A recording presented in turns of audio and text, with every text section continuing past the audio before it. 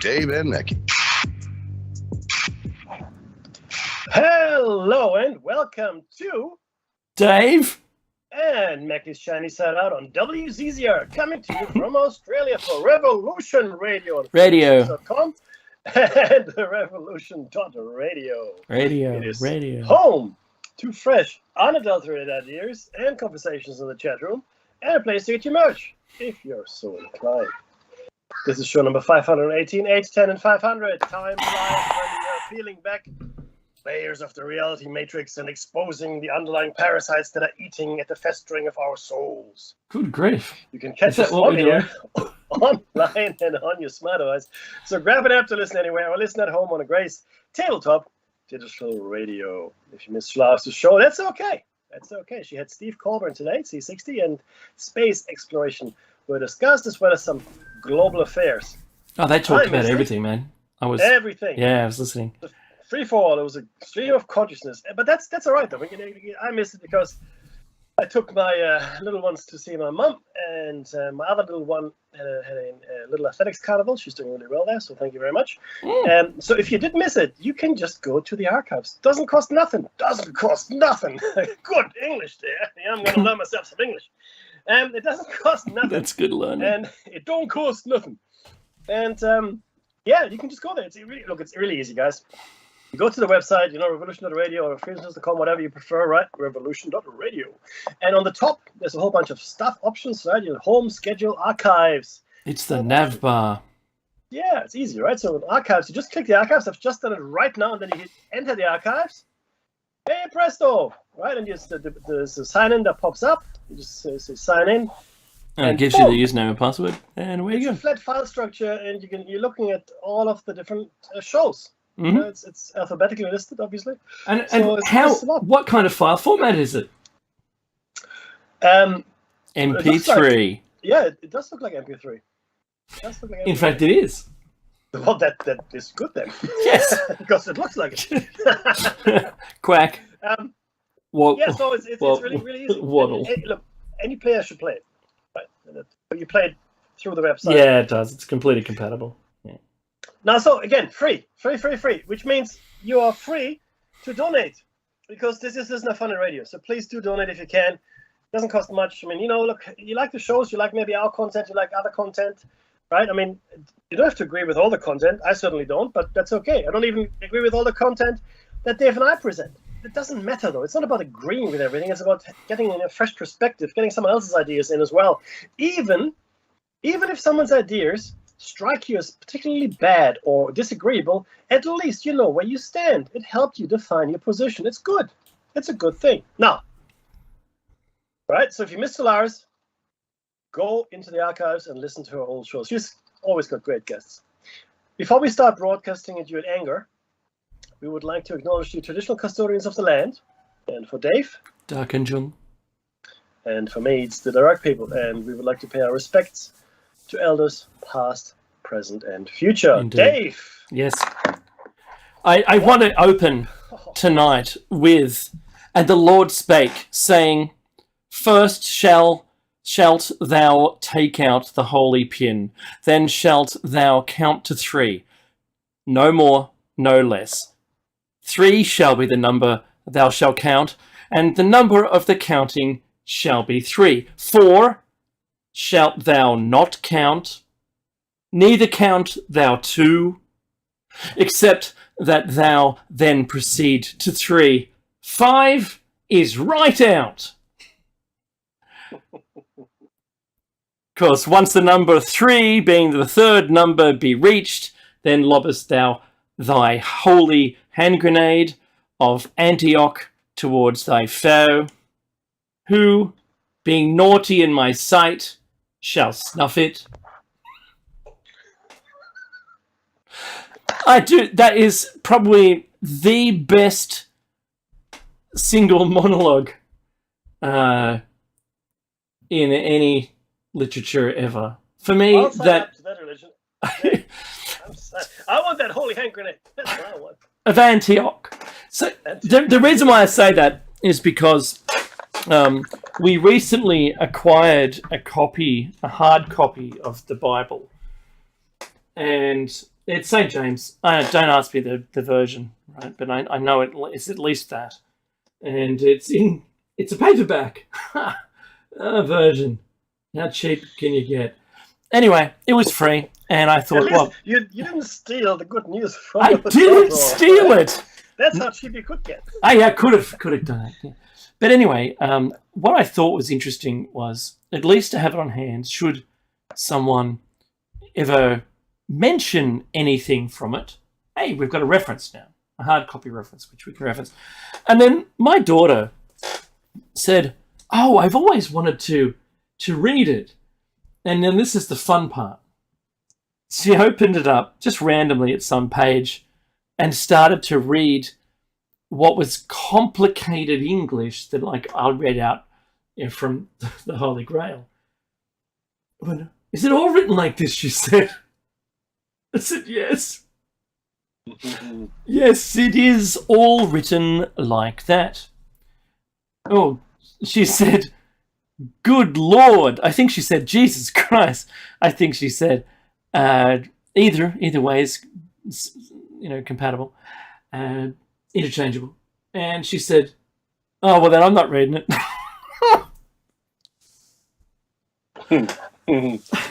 Because it's such, it isn't written in today's speak.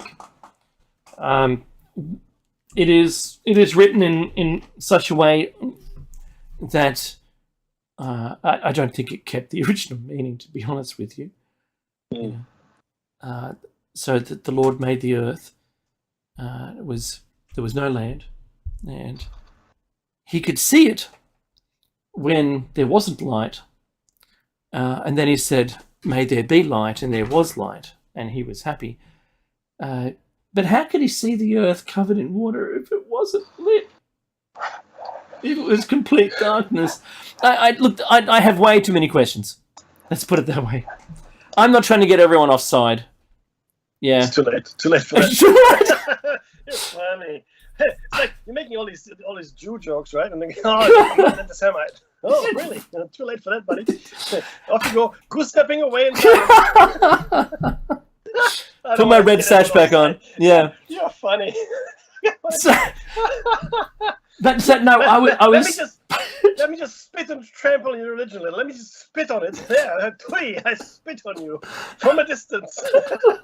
I spit in your general direction. Don't be offended. What?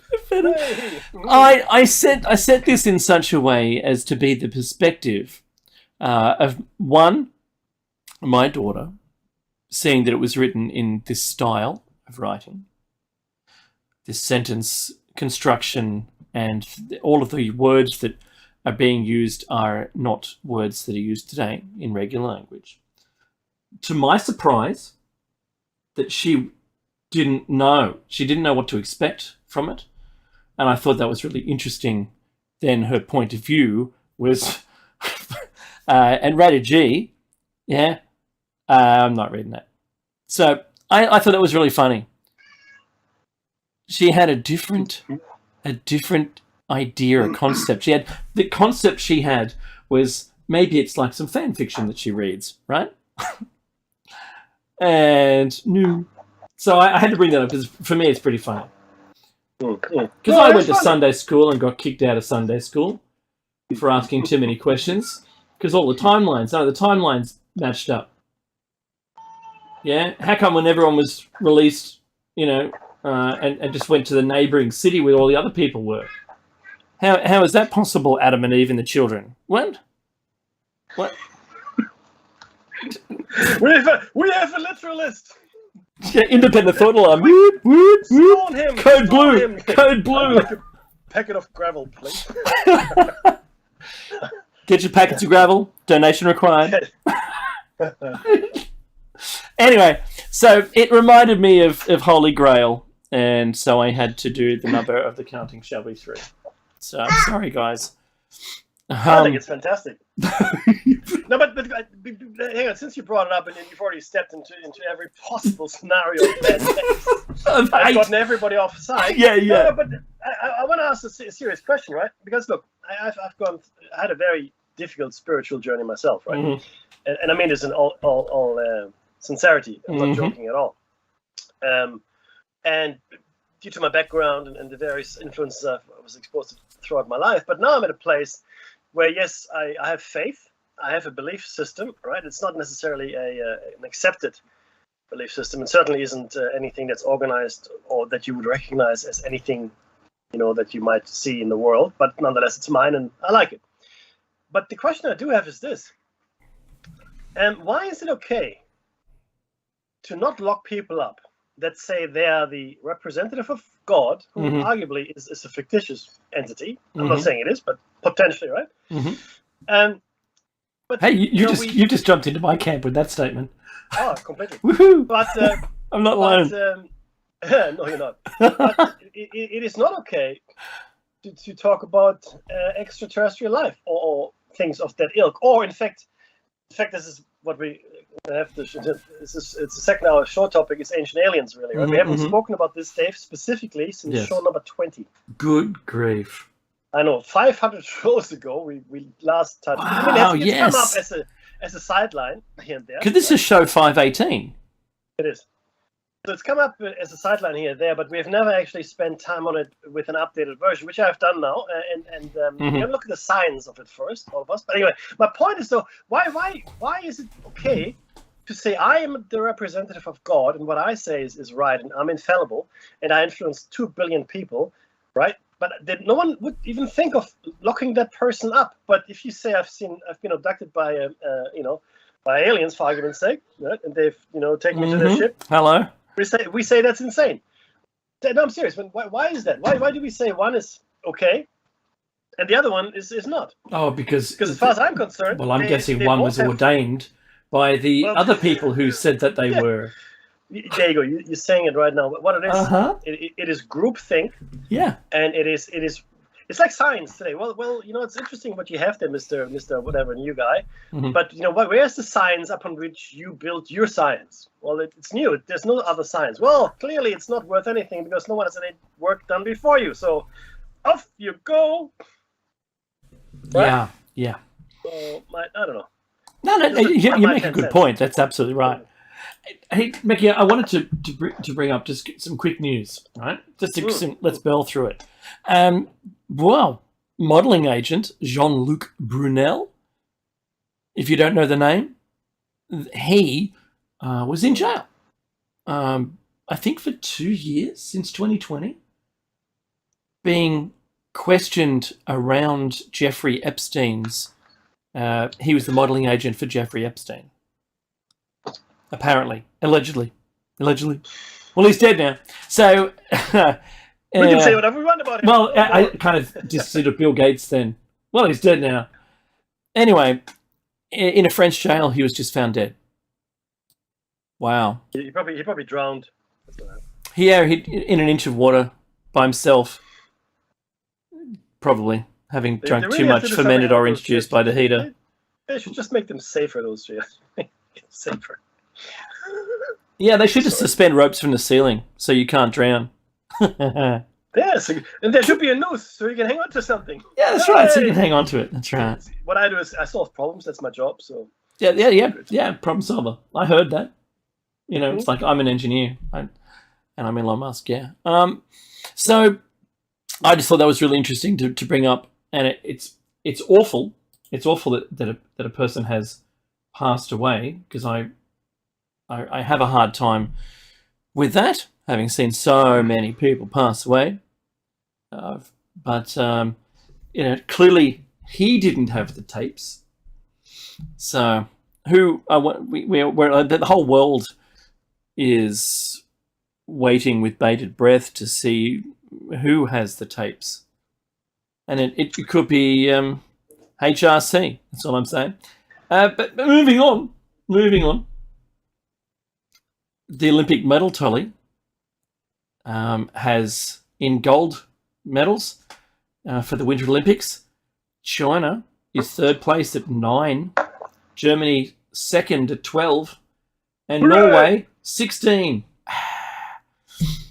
No way. But if you add up the total of the medals... what about the North Polians? What did the North Polians get? I don't know. They don't seem to be listed here. Oh, okay. So by order of total is interesting because it's then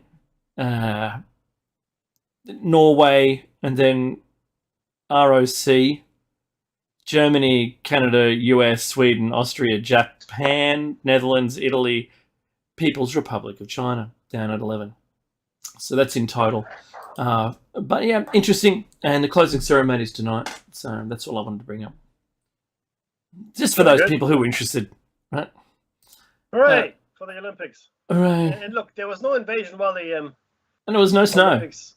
No, I think there was a bit of an agreement. Now, having said that, you know what's interesting, Dave? Just very quickly. There was an agreement. I want you to run with all, because Dave has got a plethora, a veritable cornucopia of items he wants to go through, which is awesome. But there's one thing which I find fantastically amusing. What's that?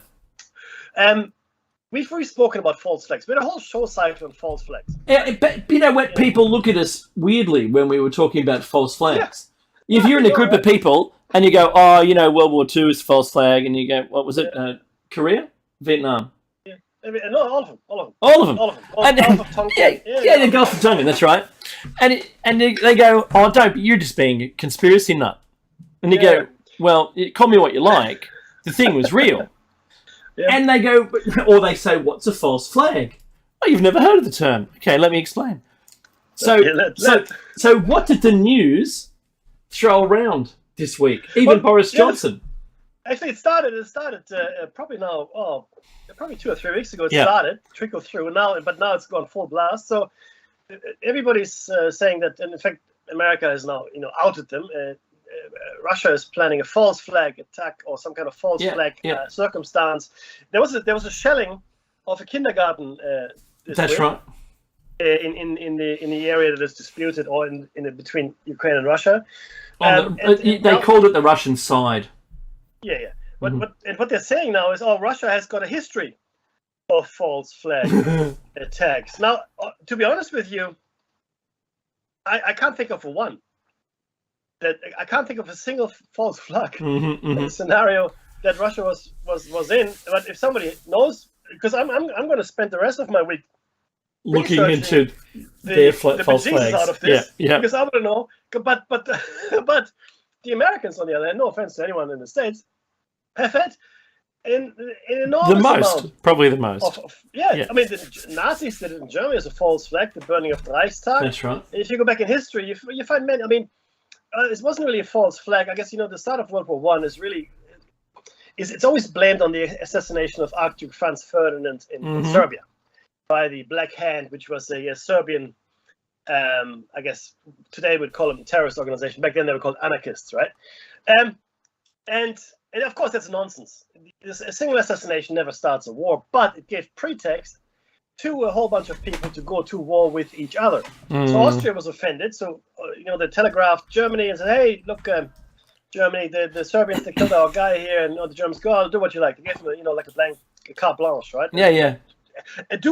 Conduct any action that you need. And the problem, of course, is back in those days, prior to World War I, everybody had secret treaties. They actually invited the League of Nations and the UN to do away with secret treaties.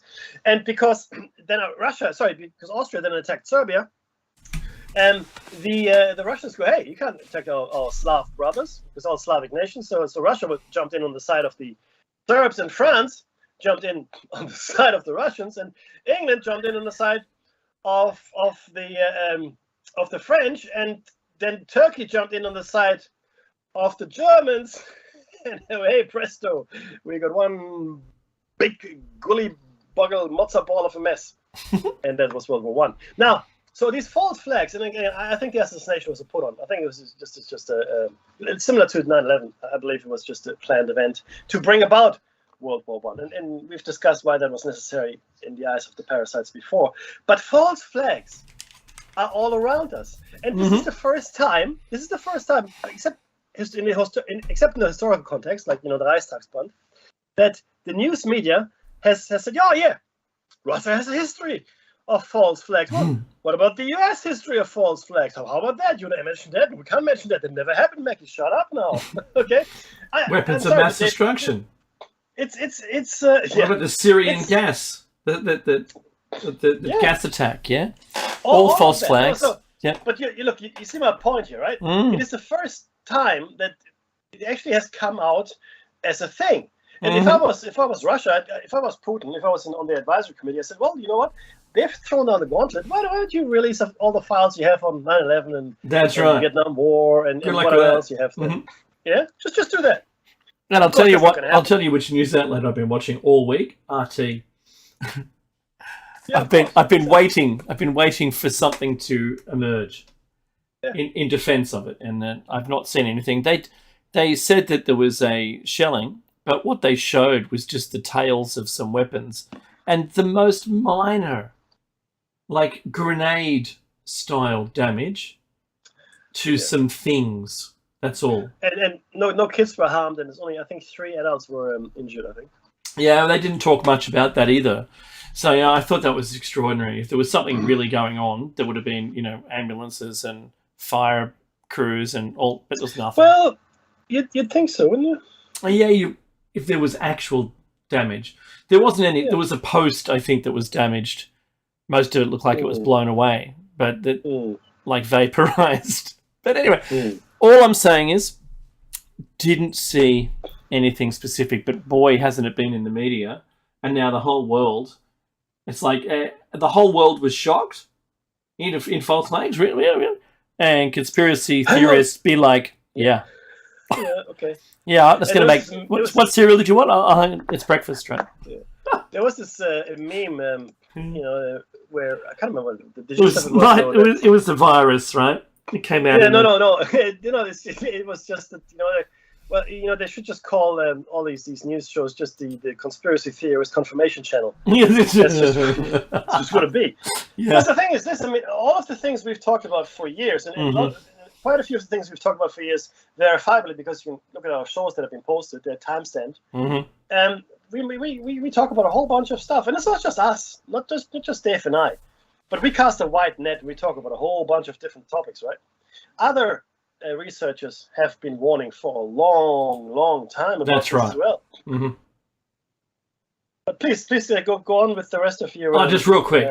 So in Australia last week, the weekly total of deaths for COVID was 356, and that doesn't seem to bother anyone, and we're going to open up our borders internationally in 2 days' time, or 1 day's time now, and it's all good. It doesn't matter anymore. Everyone has this COVID lethargy. No one's concerned. Everyone just wants to get on with their lives, and I think it's a completely different space than, say, Canada and Trudeau's autocracy. He could rename Canada, couldn't he? Surely, if he wanted to. Yeah. Or how could you make Trudeau into a town or a place name? Trudeauville. There you go. But of course, it's Lighterville, but that doesn't matter. No, it doesn't. Sorry. Just real quick, I wanted to move on from the COVID thing. That's all I really wanted to bring up. Globally, the numbers are still fantastically high, with 16.2 million acquiring the virus. We're on the tail edge of it. It's almost completely gone. And I say almost, and that's the Omicron version. But, 74.7 thousand deaths globally a week. It's pretty crazy numbers. So no one really cares. Really, they don't. Western Australia, who had their border closed for something like nearly a year or more, they've now finally caught Omicron, and they're going to have to keep their border shut because everyone else won't want their people across the border. In a blast of irony, right? Which is really funny. They wouldn't even let the children of dying parents across the border to see them. So you see all of what human rights, schmites, right? Who cares? Yeah, but no, I think there was. Okay, so this is going to sound very callous, but I think it was a deliberate attempt to figure or to see how far you can actually push people. How far? I mean, what can I do to these people? I mean, what's the maximum that they will actually tolerate? Well, that's happening kind of in Canada now too. Yeah, we're going to take the protesters' money from their accounts. Yes. What? That's astounding. How? Not only that, it's because we made a rule. Yeah. there you go then. All right. Oh, if it's a rule, the host, I better shut up. It's astounding. And the thing is this, though, right? We'll starve them into compliance. I think there's a general lethargy. I mean, I don't know. That's not true. We just don't see the protests. In Australia, there were like a million we had people some in massive Canberra. protest, yeah. Yeah, a million people in Canberra protesting. Good for you. Mm-hmm. Canada clearly is you can't keep that under covers. You can't keep a lid on it. It's just too big, right? Mackie, out of all the places in the world, it's our sister country. Canada is to Australia. Yeah. To have Australia and Canada, yeah. To have a supposed left figurehead who is more into tree hugging than big business. Yes, if that was a division, turn against people. That can't keep that person in power very long, because the people who are Canadians who have helped in the soup kitchen to feed these people on the making a protest, and now having their money taken from them in the banks.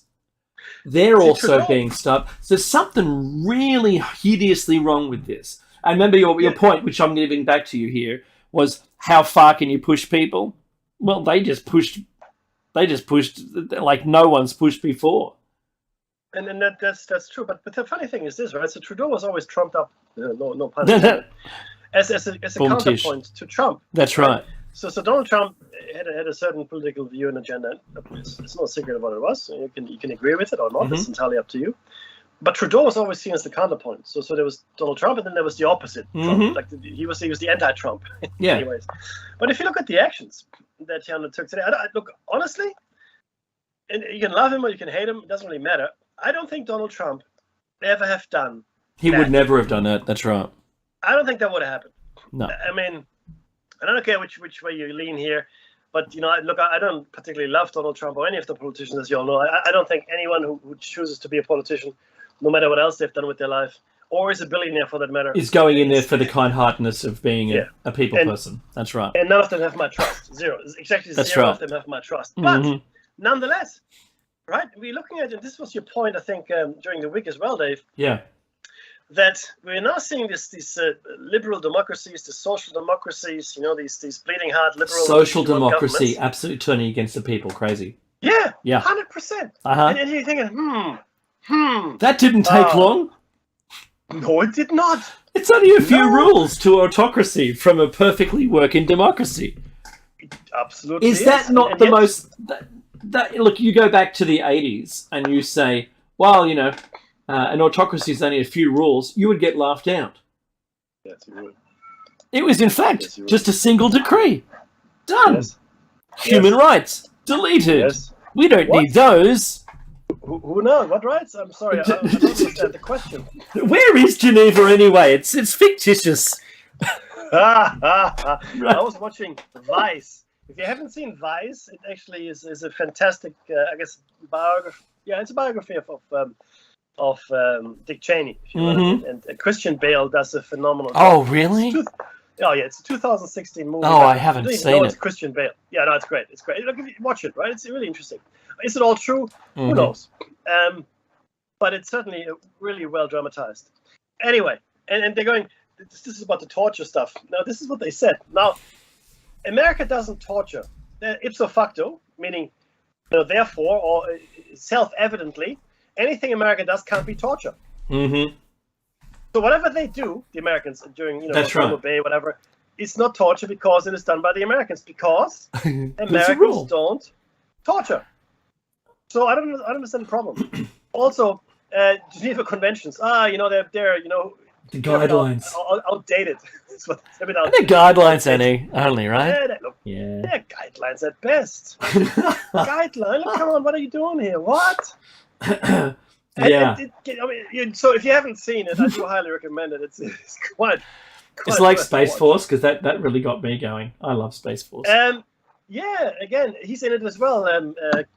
Carell. Really? Steve Carell. Okay, awesome. Steve Carell. He's getting all the jobs. Also. Yeah. He plays Donald Rumsfeld. He does a really good Donald Rumsfeld. Okay. Yeah, so look, if you haven't seen it, and again, it is about a couple hours, but I thought it was really well done. But take it with a grain of salt. It's a movie. Yeah, okay? Of course. I wanted to point something out real quick, only by saying it and nothing more. That Chinese guided missile destroyer aims laser at RAAF surveillance aircraft.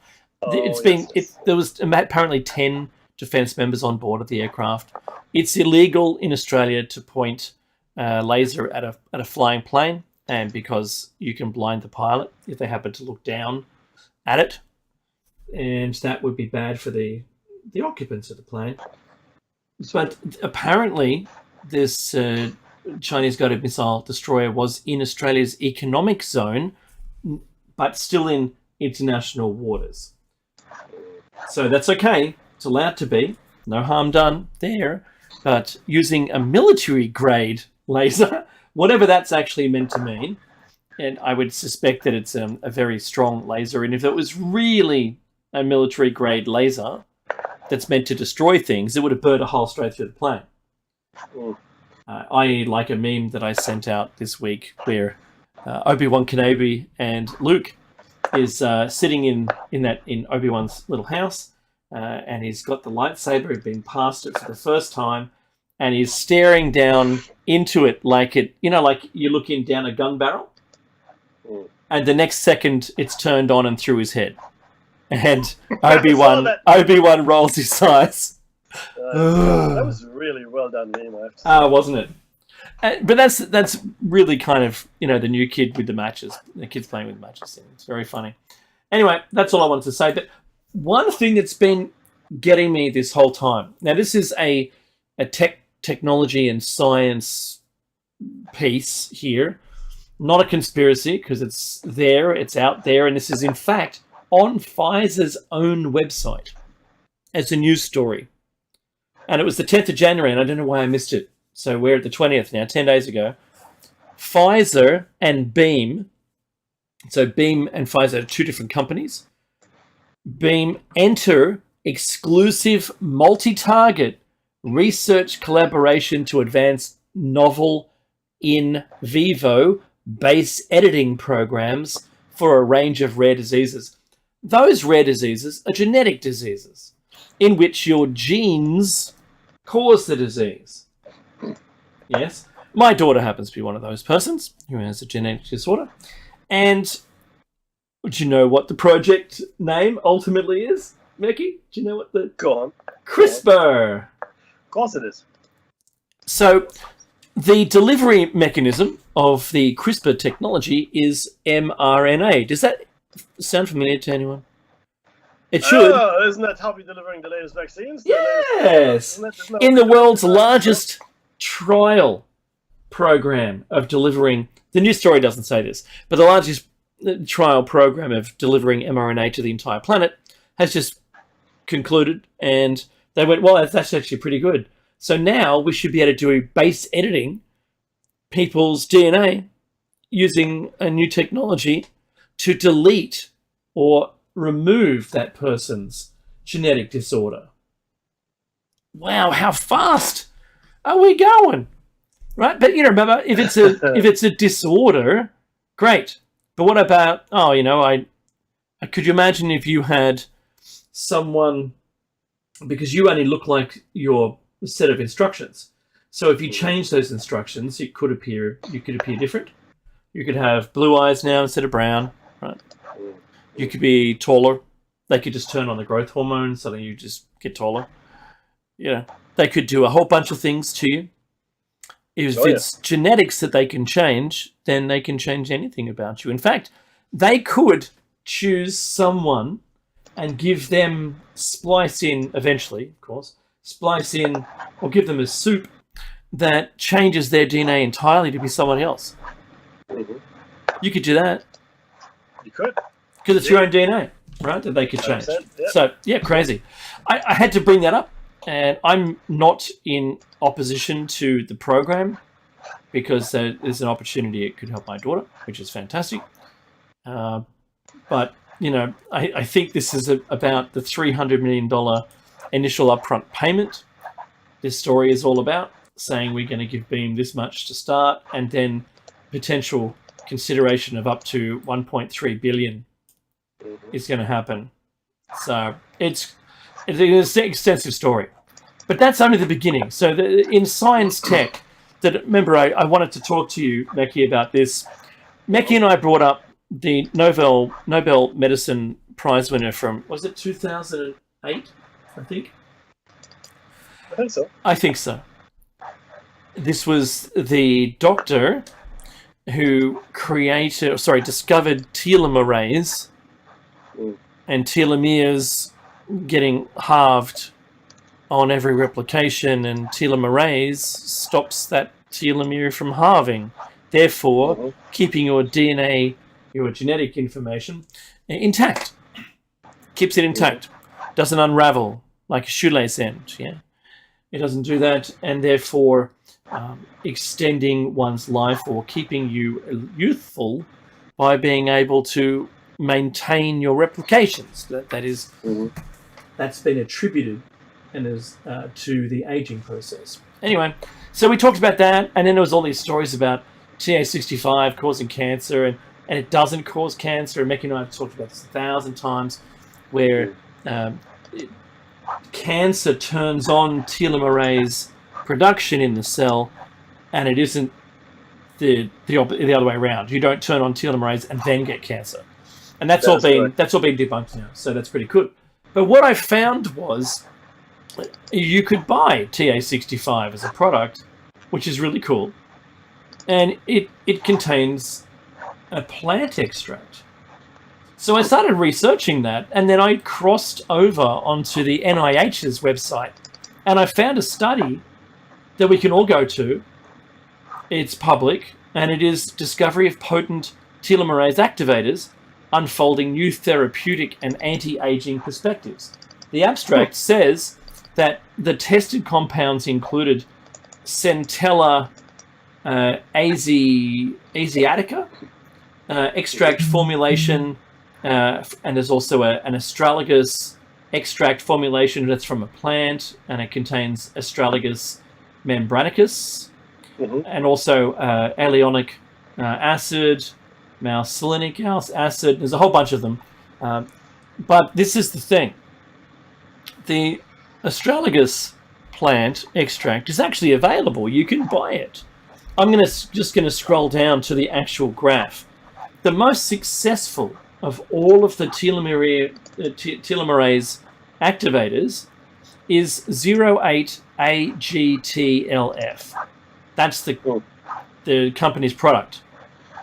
That's what, and it produces 9-fold increase in telomerase production. As opposed to the TA65, it's only 2.2. That's incredible. Yeah. So essentially, it turns it on, and then it really ramps up the production. Yeah, completely, right? Absolutely. So, yeah, that's really cool. So, Meki, I've sent you the link for this, and then I went online and I tried to find where you can buy these plant extracts, and guess what? It's well cheaper than the $900 US that the TA65 product is selling to you for, or available for, but rather for the same quantity, only $29.95. So I bought some. Good man. And it's funny that let's see what happens. It does cause. What's the joke from The Simpsons? Gigantism. Sweet. I'm sorry, it's funny. Oh, this tonic causes gigantism. Who was it? Daryl Strawberry? You got it? Yeah, he goes in for lab testing. He puts in, because he's skinned. He goes in to get some money from getting tested on. That's funny. And they give him some drink. We've made this new drink. Daryl. That's mean, Dad. Don't worry, they're professionals. Oh, mercy. Who said that?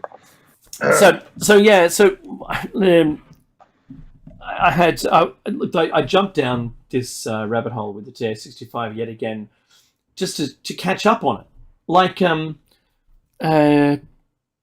graphene. They've said now that you can make graphene just from trash. Well, I mean, yeah, I mean, No, that's great. sense.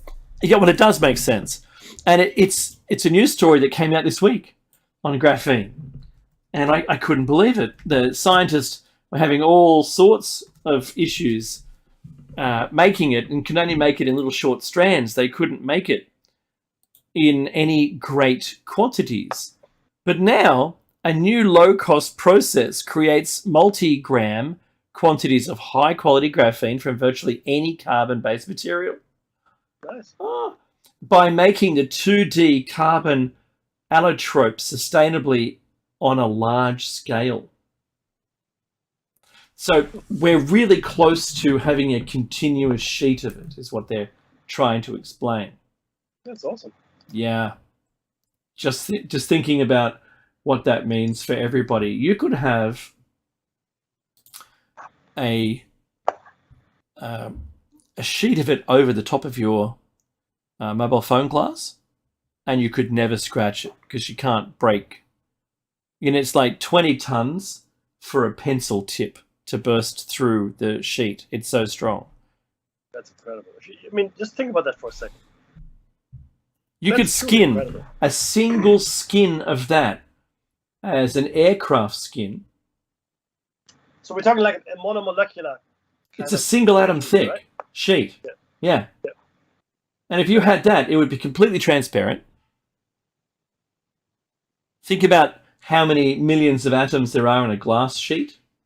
Oh yeah, 100%, right? It'd be completely transparent. You can have, Wonder Woman's invisible plane. See, with that kind of material, right? Because the space elevator is now absolutely achievable. Because we've always had to worry about material that will collapse under its own weight, right? So if you get something that has got a very high density, high structural integrity, etc., then you could do it. And now we can. Yeah. Now we can. Yeah, completely. We are now living in the future. Thank you very much. So rather than just carbon fiber, which is just strands of plastic that are baked in an oven and turned into carbon, that's really all it is.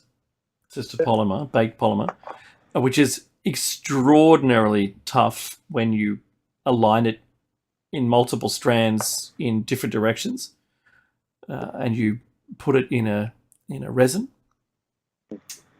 It's extraordinary. It's so light, so strong.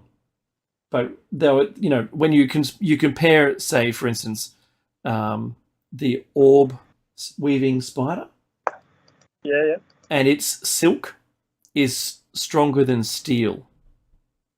Well, yeah, molecule for molecule, absolutely. The bond.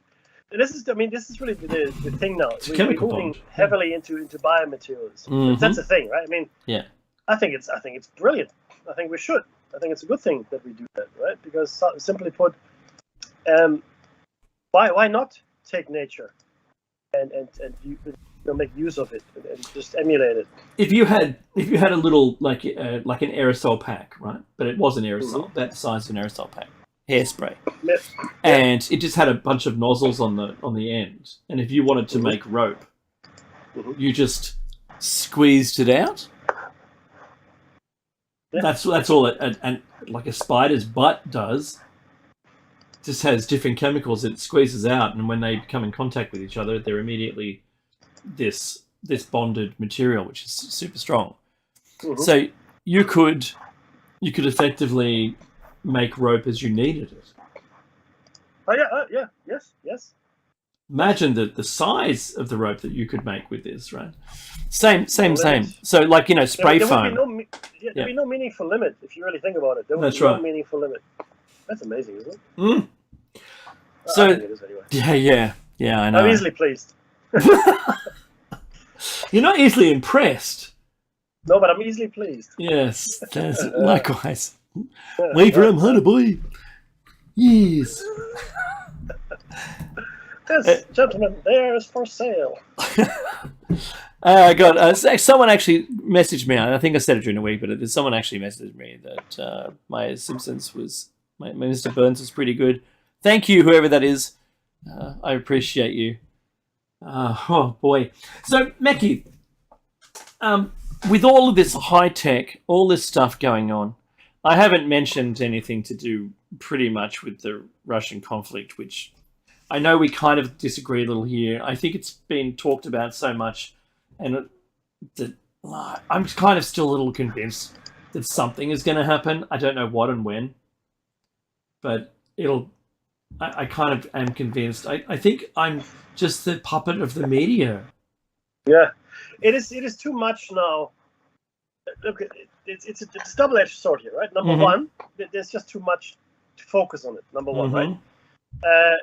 However, the Winter Olympics are now done, and I think that there was an agreement between Xi Jinping. But yeah, that's what I heard. Yeah, to not do anything, and fair enough. I mean, look, these kinds of things happen all the time. However, does he need Ukraine? Yes.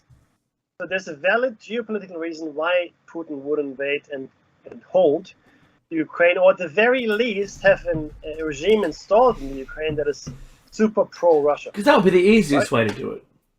Well, yeah, I mean, puppetry. I mean, again, but yes, it would be. It'd be the cheapest way to do it. If you have to hold a nation, if you actually have to put garrison troops into the Ukraine, it'll cost you an arm and a leg, but maybe it's worth it. But he needs a warm water port, an all-year-round port. That's what he needs. And Russia and Turkey are very close now because Erdogan is he's a pretty right-wing Islamist kind of guy, right? He's very much the opposite of Kemal Pasha Ataturk, who actually founded Turkey. And I can see him and Putin getting along rather well, and same with Xi Jinping. I think Turkey and those guys are getting close. Anyway, so it's no longer as bad, even though Turkey is a member of NATO and they control the Bosporus, which ultimately controls the Black Sea. I can see Russia and Turkey coming to terms here. So it would be a boon to Putin to have this port or these ports in the Ukraine. On the other hand, what is the cost? What is the opportunity cost here, right? So did he really just want to sit down with the US and essentially roll back NATO to pre-Soviet collapse times? Maybe, but I mean these demands he has made are actually completely unrealistic. There's no way NATO would roll back membership of existing members. It's just not going to happen, right? Well, he's asking that they don't ever allow the Ukraine to become a NATO member. Correct, but what he also asks is he wants existing membership to be rolled back. That's right. So no, that's not going to happen. Not going to happen.